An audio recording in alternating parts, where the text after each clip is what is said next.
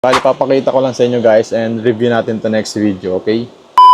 What's up mga idol? So today, mag-unbox ulit tayo ng sapatos. So ito yung pinadala sa atin ni Rigourer na bagong shoes. Ito yung another colorway ng BP1 na nirelease. Yung BP1 1962. Tara, let's open this box.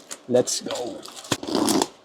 Pangalawang colorway na nga pala natin nitong BP1 kasi meron na tayong in-unbox nung nakaraan. Yung BP1 Kaleidoscope, yung color pink. Same siya, kinuha yung design sa Golden State Warriors. This is it, pansit.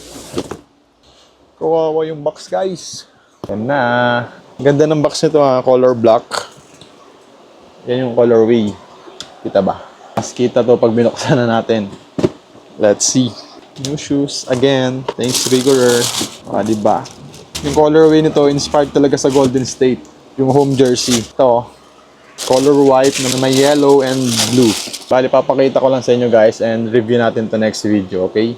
Front, side, other side, outsole.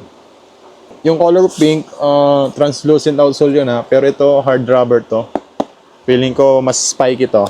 Check natin sa next video natin. Ganda. That's it. Peace.